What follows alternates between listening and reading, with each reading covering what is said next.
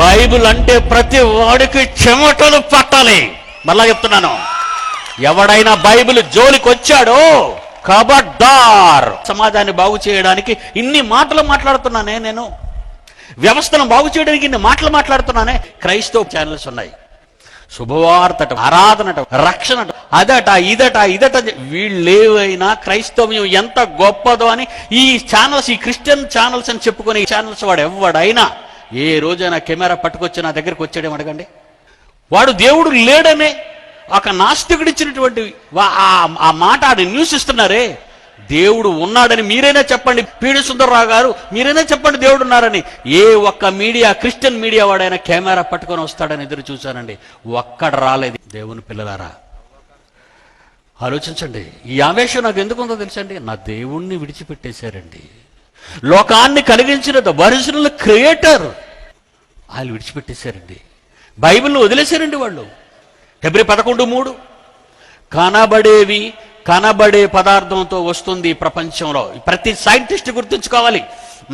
మొన్న ఏ సైంటిస్ట్ అనే పిలక పట్టుకుని మరి తీసుకురండి వేదిక మీదకి, ఉతికేస్తాను. వాడికి ఎన్ని డిగ్రీలున్నా బాగా వినాలి మీరుది. విశ్వ ఛానల్ అండి ఇది, నెట్ ఛానల్. అది ఎవడు సరైన దొరుకుతాడని చూస్తున్నానండి. వచ్చాడా ప్రపంచానికి ఓడించి అప్పగిస్తాను బాహాటంగా, ఓడించి ప్రపంచానికి బాహాటంగా అప్పగిస్తాను. ఎవడు దొరుకుతాడని చూస్తున్నాను. చూడండి హెబ్రీ 11:3 దృశ్యమైనవి కనబడేడు పదార్థముల చేత నిర్మింపబడలేదని దేవుడు చెబుతున్నాడండి. ఒరే, మీకు సూర్య చంద్ర నక్షత్రాలు కనబడుతున్నాయి కదా, మీలాగా నేనేమైనా ఐరను, ఇసక, సిమెంట్ తెచ్చాను అనుకున్నారా? దృశ్యమైనవి మీ కళ్ళకు కనిపించే ఆకాశ నక్షత్రాలు కోటాన కోట్లు, అవి గాని ఈ సూర్య కుటుంబంలో ఉన్న సూర్యుడు గాని గ్రహాలు గాని, ఇక డార్క్ మ్యాటర్ 90% పదార్థం, 90% కనిపించేది ఓన్లీ 10 పాళ్ళు మాత్రమే. కనిపించనిది విశ్వంలో 90% అవుతుంది. కృష్ణ బిలాలు అది కనిపించడం చీకటి పదార్థం. అది ఏడ్చాడు దరిద్రుడు, హకిన్స్గడు ఏడ్చాడు. అదే ఏదో మాట్లాడుతున్నాడు దరిద్రుడు, అర్థం కాని మాటలు. ఏమండి, మిగతా 90% కనబడలేదండి, కానీ పదార్థం ఉంది 100%. 100% ఈ కనిపించే ఈ పదార్థం అంతా దేవుడు ఎలా చేశాడటండి? కనబడేడు పదార్థముల చేత చేయబడలేదు. కనబడేడు పదార్థముల చేత చేయబడలేదు. మీరు ఇల్లు కట్టుకోవడం సిమెంట్ కావాలి, ఇసుక కావాలి, ఇటుక కావాలి, రాయి కావాలి, ఐరన్ కావాలి. మరి నేను కట్టడానికి అవన్నీ అవసరం లేదన్నాడు దేవుడు. ఎప్పటిదండి సైన్స్? సైన్స్ ఎక్కడైతే చేత కాదని నోరు మూసుకుందో అక్కడ బైబిల్ మాట్లాడుతుంది. జాగ్రత్తగా నోట్ చేసుకోవాలి ఈ పాయింట్. సైన్స్కి నాకు ఇది చేత కాదు బాబోయ్ మొర్రో అని సైన్స్ నోరు మూసుకున్న దగ్గర బైబిల్ గళం విప్పుతుంది. సైన్స్ నోరు మూసుకుంది. ఇక్కడ చెప్తున్నాడు పీడి సుందర్రావు బైబిల్లోది ఏమని?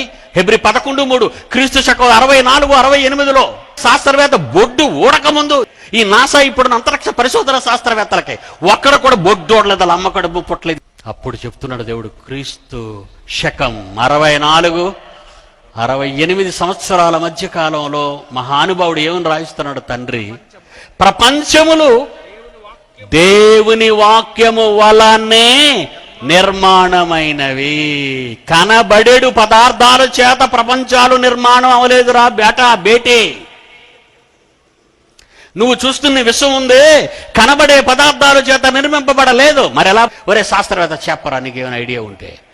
ఐడియా అండి, నా ఐడియా ఏంటంటే బిగ్ బ్యాంగ్. ఈడేం చెప్పాడండి శాస్త్రవేత్త? బిగ్ బ్యాంగ్ అంటే ఏమని చెప్పాడు?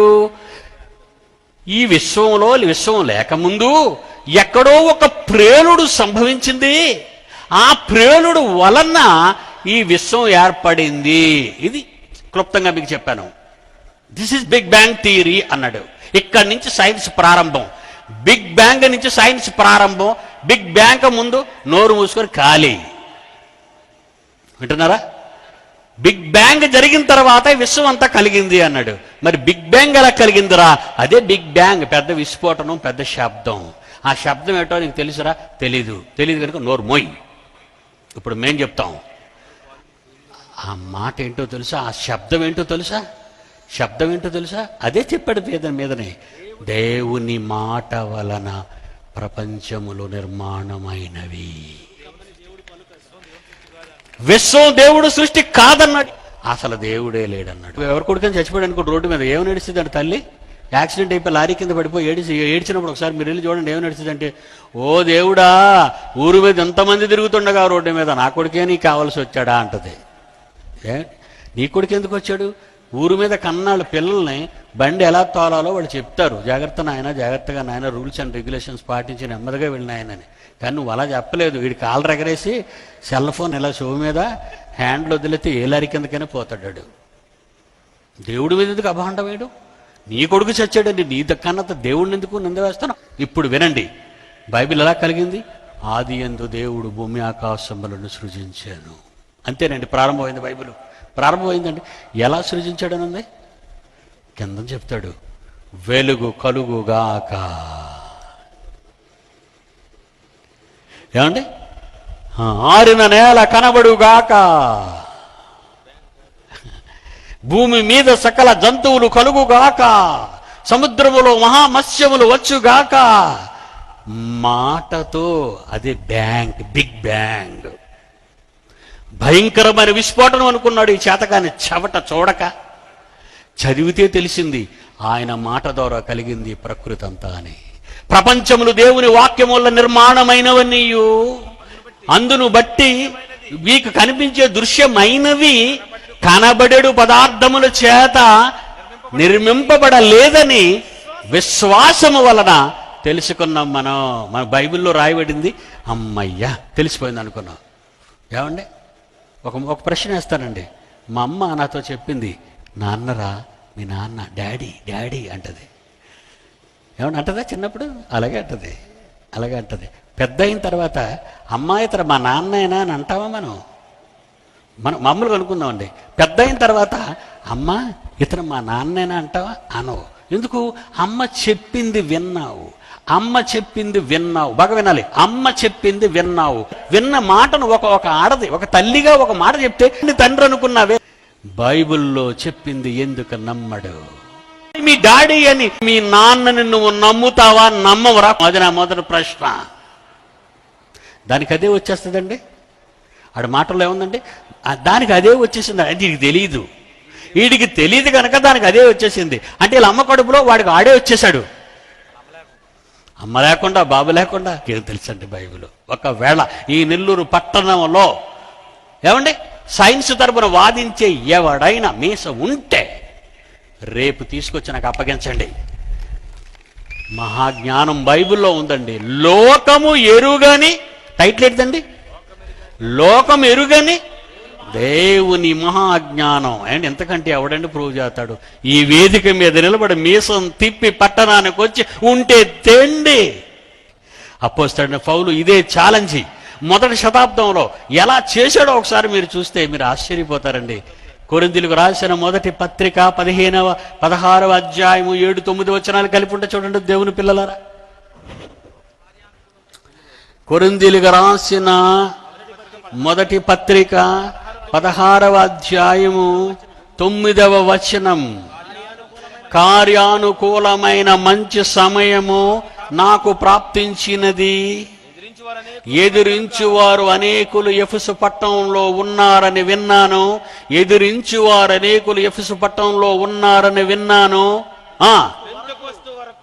ఎదిరించువారు అనేకులు ఉన్నారు గనుక పెంతెకొస్తనే పండుగ దినము వచ్చినంత వరకు పౌలనే నేను మీసమున్న మగాడిగా ఇక్కడే నిలుచుంటాను. ఎదిరించిన వాడెవడైనా మీసం ఉంటే తీసుకురమ్మన్నాడండి పౌలు. చదవండి రిఫరెన్స్ మళ్ళా. ఏమండి, మనం పోటీలు ఛాలెంజ్లు చేయకూడదండి. ఉతికితే మనం ఉతికించుకోవాలని అంటారా? ఎవడన్నా మీ ప్రాపర్టీ పట్టుకెళ్ళిపోతే పోలీస్ స్టేషన్కి వెళ్తావు, కేసులు పెడతావు, లాయర్ల చుట్టూ తిరుగుతావు, బోల్ డబ్బులు ఇస్తావు, అక్కడికి వెళ్ళిపోతావు ఏంటి వాదించడానికి? నిన్ను సృష్టించిన నీ తండ్రినే కాదంటున్న ఈ మూర్ఖుల నోరు ముగించటానికి నువ్వు ఆయనకు పుట్టినవాడు కాదా నాయన? నువ్వు నీ దేవునికి పుట్టిన దానివా కావా తల్లి? నేను క్రైస్తవురాలినని నీ తండ్రి పేరు చెప్పుకుంటున్నావే, మీ అన్నయ్య పేరు చెప్పుకుంటున్నావే. నేను క్రైస్తవుడని క్రీస్తు అన్నయ్య పేరు చెప్పుకుని తండ్రి పేరు చెప్పుకుంటున్నావే. నీ తండ్రి నన్నా నీ అన్న నన్నా నీకు బాధ లేదా? ఎదిరించువారు అనేకులు ఉన్నారు గనుక పెంతెకొస్తు అనే పండుగ దినము వచ్చినంత వరకు నేను ఎఫెసు పట్టణములో నిలిచి ఉంటానని ప్రకటన చేయమన్నాడు. ఎవడొస్తాడు రమ్మండి? అదే మాట పిడి సుందర్రావు 21వ శతాబ్దంలో మళ్ళా అంటున్నాడు అదే మాట ఆ పౌలుకు తమ్ముడుగా. ఎదురించువారు ఒకవేళ ఉంటే, ఉండరు నాకు తెలుసు, రారు నాకు తెలుసు, ఒకవేళ ఉంటే తీసుకురండి. లోకమెరుగని దేవుని మహాజ్ఞానం ఏంటో నిరూపిస్తారు. దేవుడే లేకుంటే శూన్యంలో ఏది నిలువదే, దేవుడే చేయకుంటే శూన్యంలో భూమి నిలువదే. ఆధారం ఆ దేవుడే, చేసింది తన మాటే, అన్నిటినీ చేసింది దేవుడే. ఈ మనుషులంతా దేవునికి పిల్లలే. దేవుడే లేకుంటే శూన్యంలో ఏది నిలువదే, దేవుడే చేయకుంటే శూన్యంలో భూమి నిలువదే.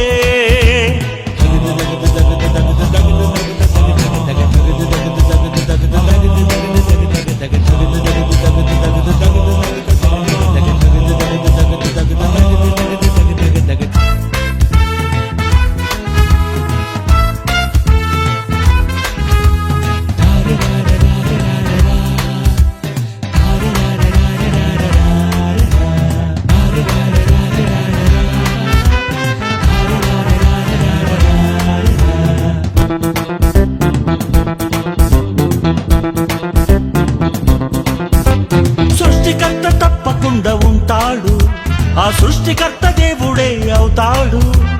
ఒక్క దేవుడే నిన్ను చేశాడు, ఆ ఒక్క దేవుడే తండ్రి అవుతాడు. 100 మంది దేవుళ్ళు లేరుగా, నిన్ను కన్నవారు 100 మంది ఉండరురా. ఒక్క దేవుడే నిన్ను చేసెనురా, దీనంతటికి కారణం ఒక్కడురా. విశ్వాసం ఒకటే, దేవుడు ఒకడే, అందరికీ తండ్రి ఒక్కడే. నమ్మకం ఒకటే, దేవుడు ఒకడే, కన్నది ఆ దేవుడొక్కడే. నమ్మడానికే ఆధారం ఈ సృష్టంతా శూన్యంలో తిరగడం. దేవుడే లేకుంటే శూన్యంలో ఏది నిలువదే, దేవుడే చేయకుంటే శూన్యంలో భూమి నిలువదే.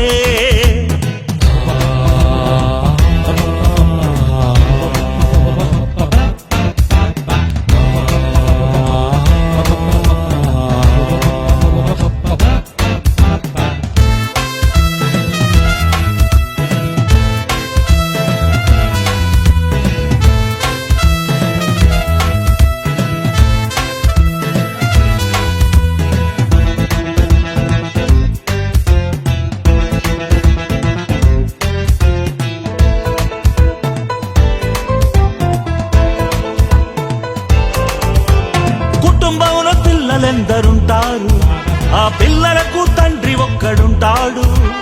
కుటుంబంలో పిల్లలెందరుంటారు, ఆ పిల్లలకు తండ్రి ఒక్కడవుతాడు.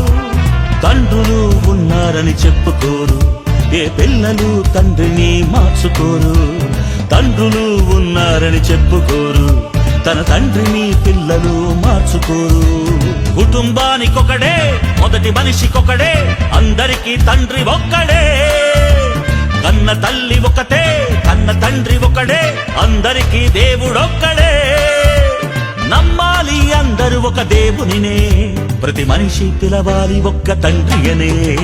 దేవుడే లేకుంటే శూన్యంలో ఏది నిలువదే, దేవుడే చేయకుంటే శూన్యంలో భూమి నిలువదే. ఆధారం ఆ దేవుడే, చేసింది తన మాటే, అన్నిటినీ చేసింది దేవుడే. ఈ మనుషులంతా దేవునికి పిల్లలే. దేవుడే లేకుంటే శూన్యంలో ఏది నిలువదే, దేవుడే